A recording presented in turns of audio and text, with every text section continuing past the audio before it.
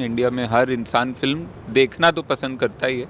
बहुत सारे होते हैं जो सोचते हैं मैं फ़िल्म में एक्टर भी बन जाऊँगा। बहुत मतलब there are many people who want to be in films, but very few people who actually get to do this. Yeah. And वो जहाँ से आ रहे हैं मालेगाँव से, वहाँ पे अगर आप जाएँगे तो आपको लगेगा कि यहाँ पे कोई इंसान शायद इस शहर में, जितना वो मुश्किल शहर है, इस शहर में कोई इंसान रात को भी सोते हुए सपने नहीं देखता होगा, ऐसा लगता है वो शहर।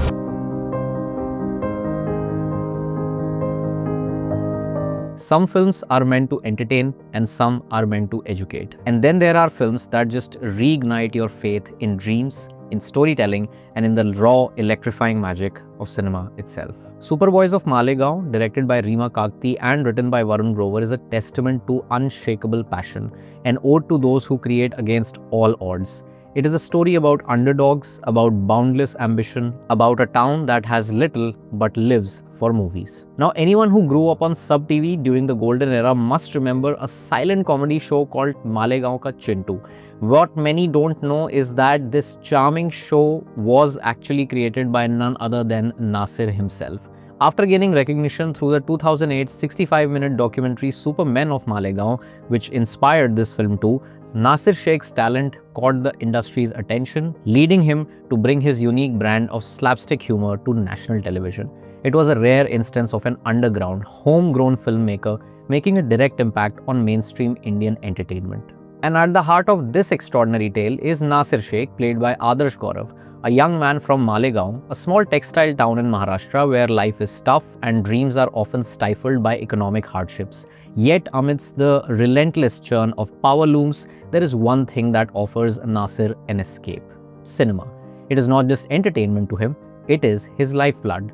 He grows up devouring films, running a small video parlor where Charlie Chaplin and Buster Keaton become his silent mentors. But when piracy raids force him to shut down, Nasir does not mourn, he dreams bigger. He decides to make films for Malegaon, by Malegaon. With a scrappy band of friends, a camera, and with lots of shooting equipment held together with Jogad and a vision that refuses to fade away, he sets out to create his own version of a film which is none other than Sholay, one which is infused in Malegaon's local flavor, humor, problem, and dialect. And the result of this is a grassroots phenomenon that catches the attention of everyone. The character's cinephilia is palpable. Nasir and his friends do not just watch movies, they live them.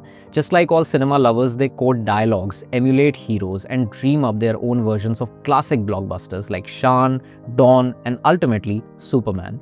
Their creative process is fueled by pure love for the medium, and every scene radiates the childlike glee they experience when perfecting a gag or nailing a shot.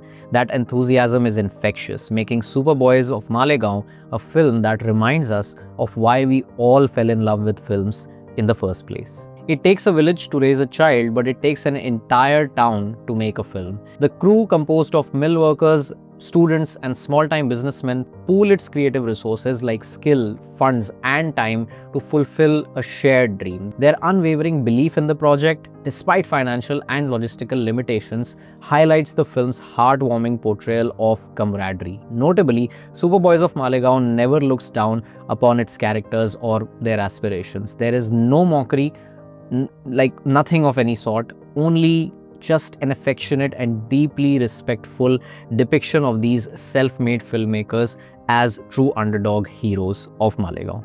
Every challenge they face is met with an inventive spirit and humor, much like the real-life Nasir Sheikh, who, as Reema Kagti mentioned in one of the promotional interviews, had very little to work with but eventually created a thriving video film industry in Malegaon. His journey embodies the film's core message: follow your dreams, no matter what the obstacles are.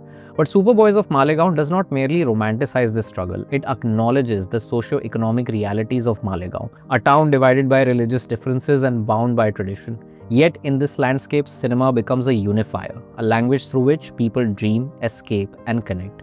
For many, it is a fleeting mirage, but for others like Nasir, it is the only reality that matters. The storytelling walks a fine balance between humor and heartbreak, triumph and longing. In one particularly striking moment, Shafiq, played by Shashank Arora, who is a devoted friend who dreams of being an actor, asks Tripti, played by Manjari, what it feels like to see herself on the big screen.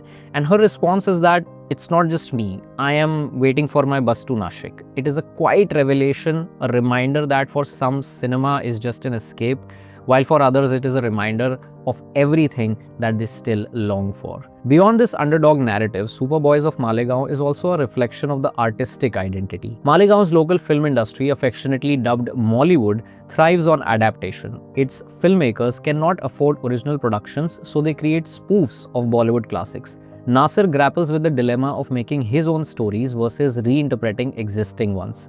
The film, however, presents a powerful answer. Originality is not just about new stories, it is about ownership, about making something your own. Just as Malegaon Ke Sholay is a reinvention rather than a mere imitation, Superboys of Malegaon is a retelling of a true story that pulses with its own distinct voice. Much like the film's Cinema Paradiso, Superboys celebrates cinema as a communal experience. In Cinema Paradiso, a Sicilian town finds escape and connection through movies, and a young boy's life is shaped by his love for films. The same holds true for Malegaon, where Nasir's homemade movies unite the town, just as he was once inspired by the films he grew up watching. The mentor-mentee dynamic between Salvatore and Alfredo in Cinema Paradiso is mirrored in Nasir's bond with Farog, the writer of Malegaon Ke Sholay.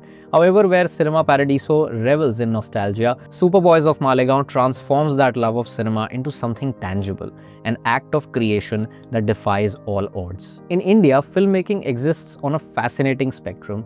On one end, we have Om Shanti Om that revels in Bollywood's glitz and spectacle and over-the-top tribute to the masala-laden legacy. In the middle, we have Luck by Chance that strips away the illusion, exposing the industry's power struggles and the harsh realities of ambition. And then at the opposite end, we have Superboys of Malegaon that stands apart, not about Bollywood, but about being something more fundamental. The love for storytelling in its rawest form.